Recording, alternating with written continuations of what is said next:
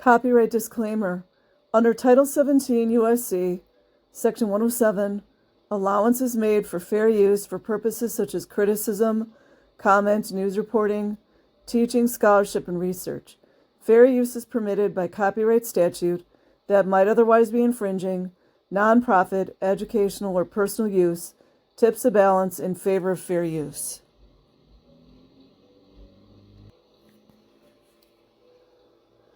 From the Daily Beast, the lesbian who outed Scientology's homophobia. Tim Tiemann, senior editor and writer, updated September 25th, 2018.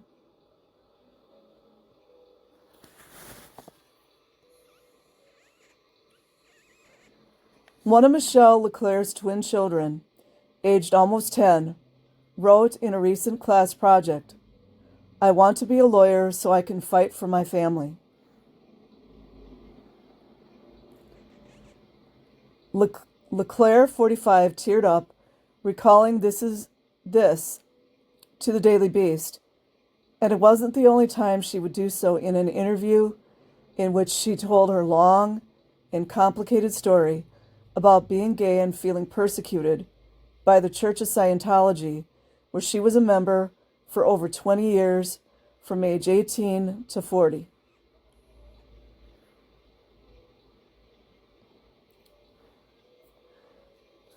The church denies any notion that it is homophobic and claims LeClaire is manufacturing controversies to divert attention from the fact that she bilked millions of dollars from investors in a Ponzi scheme.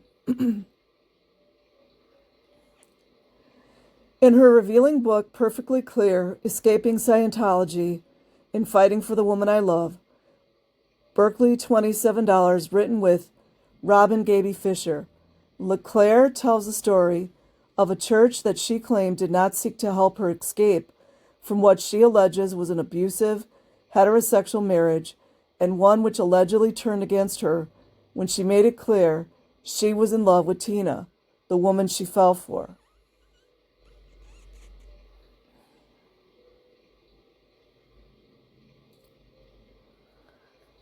The witch hunt against her, LeClaire's words, began after she left the church in 2012, after she says it sought to discourage her from being gay within hostile auditing counseling sessions, in which she was allegedly told by a church counselor that she would lose everything personally and professionally if she was gay and in a relationship with a woman.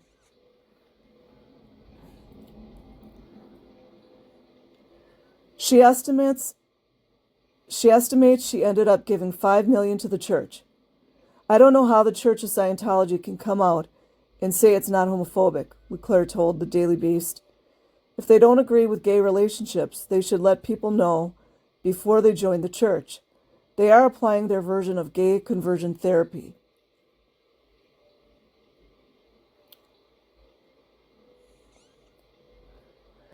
I can only tell you, for me, being gay was never an option inside the church.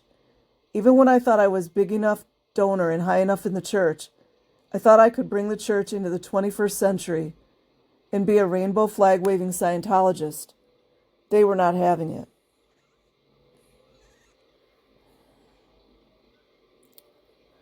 Homosexuals get sick easily. They get AIDS. Is that the group you want to be a part of?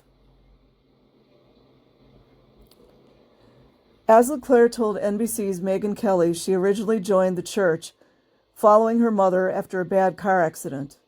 It's a vulnerable part right there. She married her now ex-husband at 21, and they had 4 children.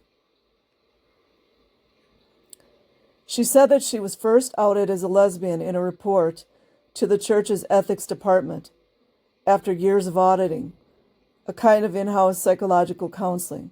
No, it's an interrogation. I don't know why they keep saying it's counseling. One ethics officer told her, she writes in the book, gay is a psych term that makes homosexuality less of a crime. Homosexuals get sick easily. They get AIDS. They cannot procreate. Many have committed crimes of sexual deviance. You don't know one because they hide their crimes. Is that the group you want to be a part of?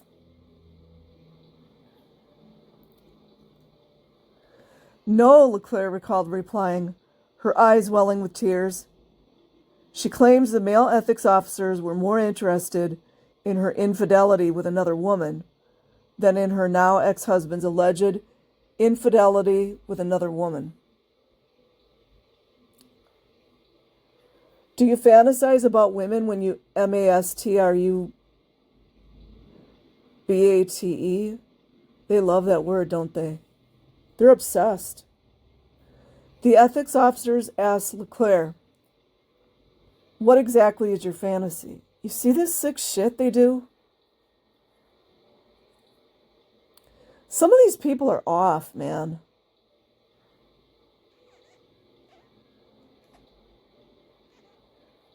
That ethics officer told LeClaire she had a choice.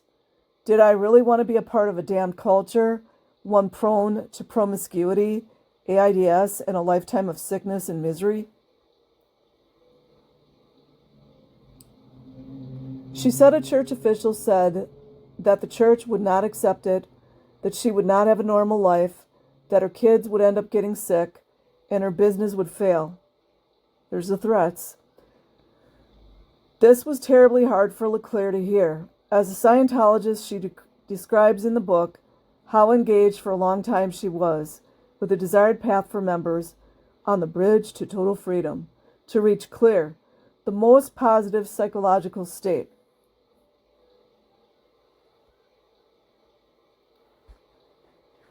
In their counseling sessions, LeClaire writes, she had to promise to her now ex-husband that she would be a good heterosexual wife, make a list of policies to prevent the same transgression of having same-sex relations again.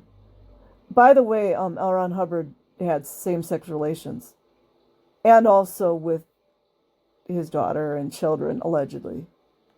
Yeah. Avoid all association with homosexuals and seek forgiveness from heterosexual Scientologists.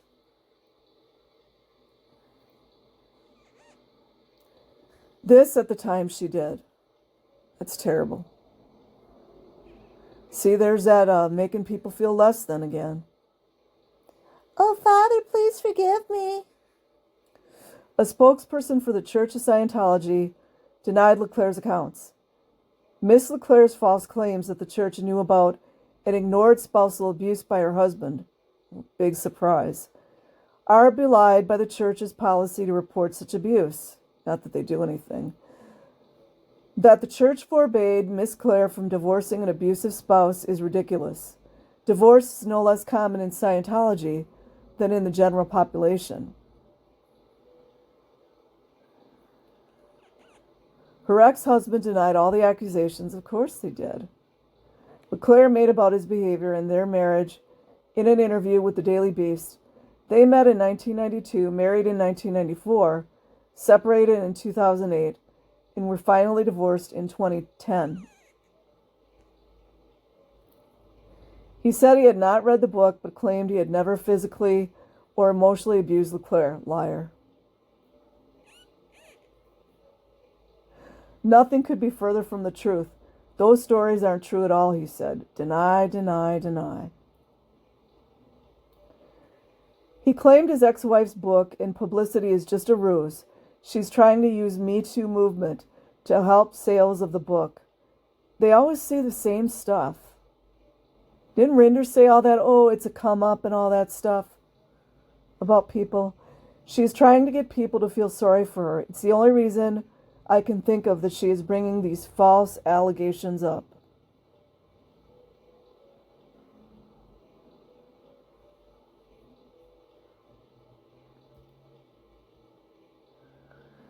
In response, LeClaire said, I've never... Hold on a minute.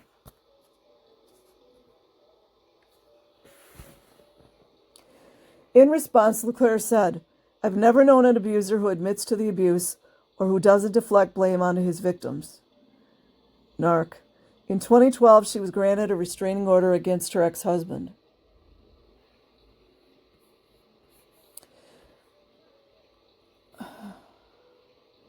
When she finally fell in love with a woman, LeClaire says her relationship with Tina, called Charlie in the book, was exposed to fellow members of the church.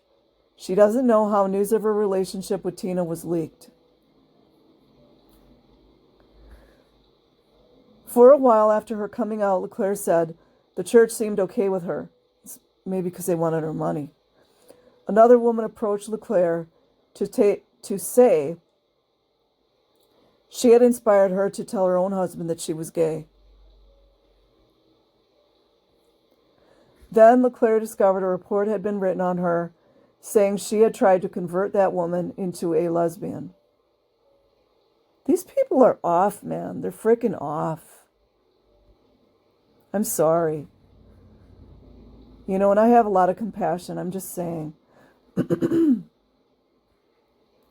Mind control is real. LeClaire says this is a total lie. That young woman, she writes, was ordered to be cured at Flag, the spiritual headquarters of the Church of Scientology in Clearwater, Florida. LeClaire was then taken into session. I'm sure she had to pay for it too, right? And made to read policies on what L. Ron Hubbard said. You are made to believe you are in the wrong body, the wrong lifetime. There had to be something wrong in the marriage, or I had done something wrong to the opposite sex, to have an attraction to the same sex. You feel so degraded. There is so much questioning within ourselves as gay people that you believe you are doing something wrong. Originally, LeClaire had been believed in the church and in her love for Tina. She thought she could have it all. Now she thinks she was naive, but at the time she thought she had looked good for the role the church wanted her to play. As a spokesperson for Youth for Human Rights, she donated a lot of money to the church. There you go.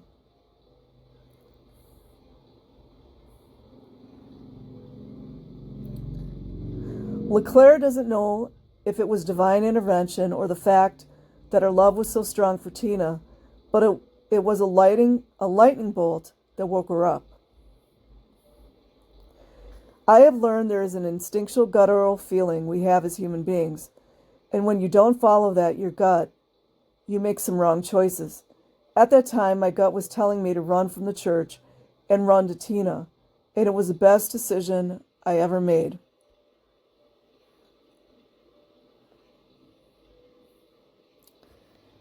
She said she made the mistake of telling her former business partner,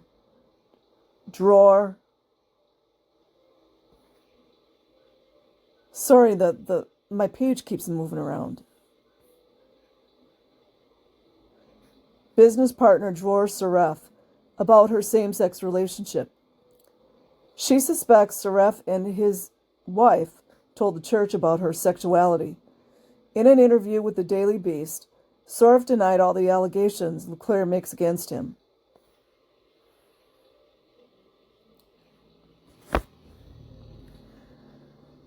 LeClaire said she was told that if she left the church, she would get cancer or suffer car accidents. That's the threat. That's the fear.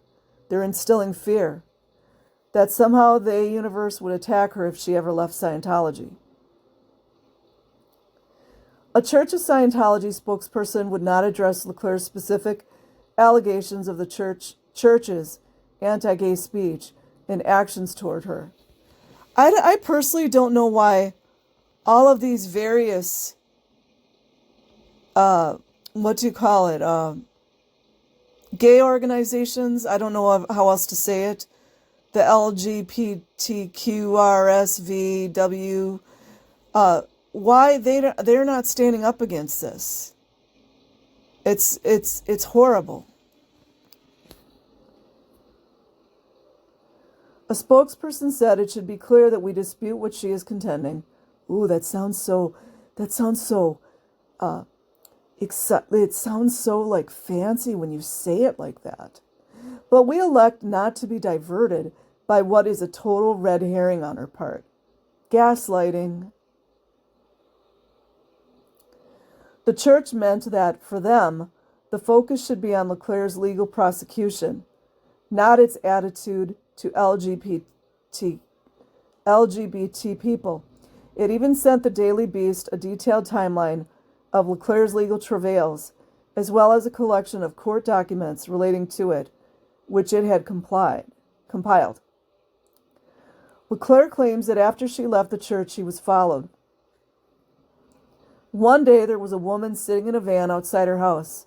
Her mother asked the woman what she was doing. The woman said she was a cleaner on a lunch break, but LeClaire says she was, in fact, from some kind of unspecified investigatory office. Can I tell you she was from the Church of Scientology?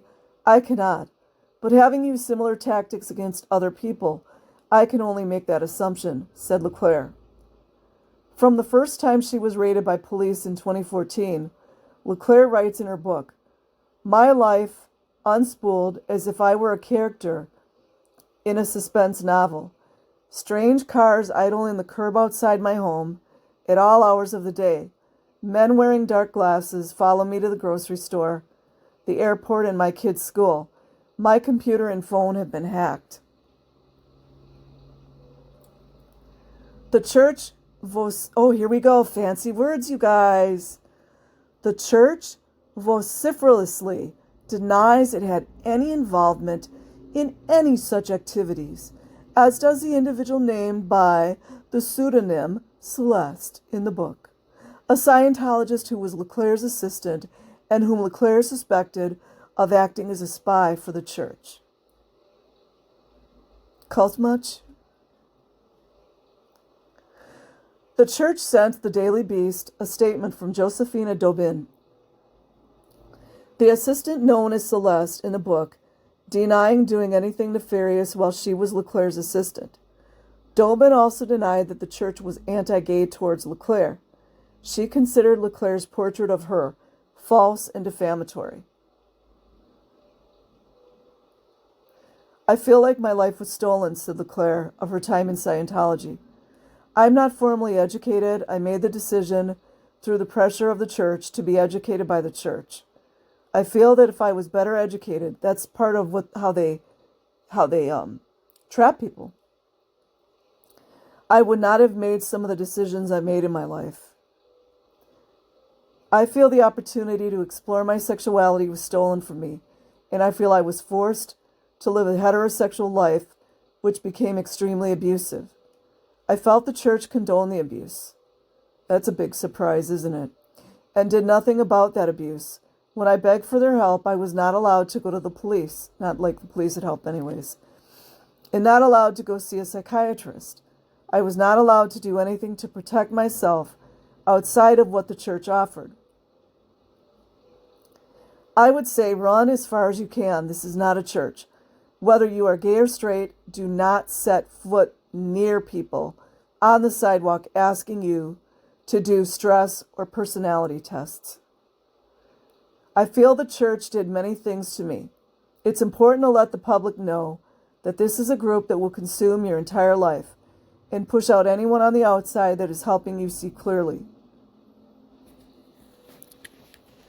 Now, she said, there is nothing more she can do other than tell her story and hope to inspire others, especially LGBT people who, if they are considering joining the Church of Scientology, she recommends, I would say run as far as you can. This is not a church. Whether you are gay or straight, do not set foot near people on the sidewalk asking you to do a stress or personality tests. I think adults should tell children when they are young not just to talk to strangers, but also about cults and the Church of Scientology. We are outraged by her attempt to slander the church. Please. Michelle LeClaire's story is pure fiction from a scam artist. No, that's what they do. A spokesperson from the Church of Scientology told the Daily Beast, "We are outraged by her attempt to slander the church by falsely stating that she was discriminated against because of her homosexuality. It is well known that the church takes no position on sexual orientation. Lies. And Miss LeClaire's claims are completely invented. Lies. If you are going to forward such claims, There are other religions who do take a strong position on the subject, but this is just not our issue at all. Lies. The fact that the church had any issue with her sexuality is untrue. Lies.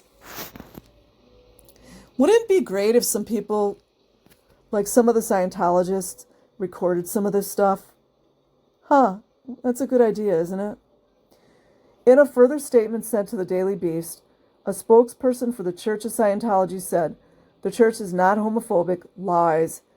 It strongly espouses human rights for all. Lies. Individuals, regardless of race. Lies. They're very racist. Faith. Lies. Nationality or sexual preference. Lies. However, the spokesperson would not clarify the church's views on specific LGBT-related issues when asked by the Daily Beast to substantiate what this general statement precisely and practically entailed.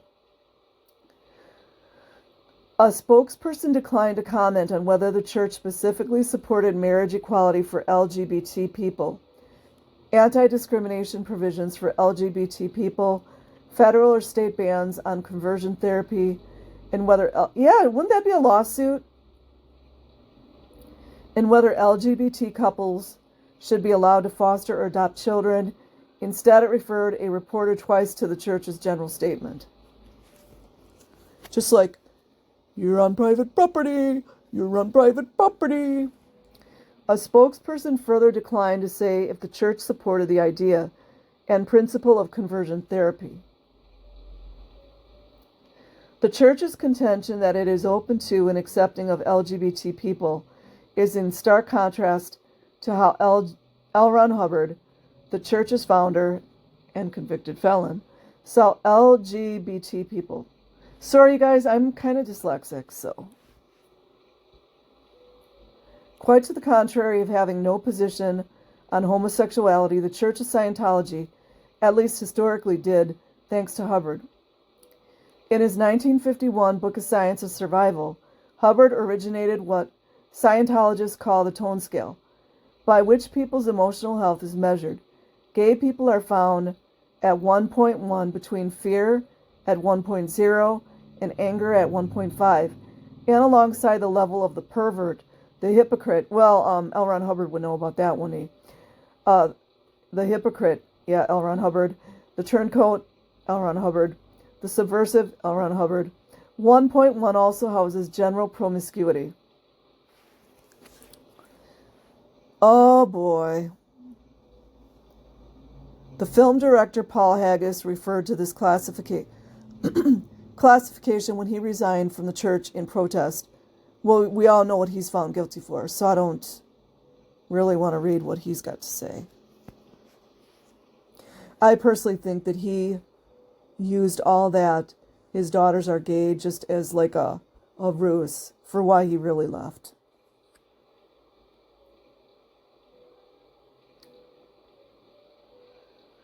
This is long. Holy cow. In a letter to Tommy Davis, the chief spokesperson for the Church of Scientology International, quoted in an extensive feature on Haggis and the churches itself by Lawrence Wright in The New Yorker in February 2011. Honestly, you guys, I don't want to read more of this because it's got all this Haggis stuff in there. I think he's guilty. I believe that with all my heart. So anyways, it's a pretty good article. It's very long, so I will leave the link in the description box. Like and subscribe if you choose. Have a good day or a good night wherever you are. Peace.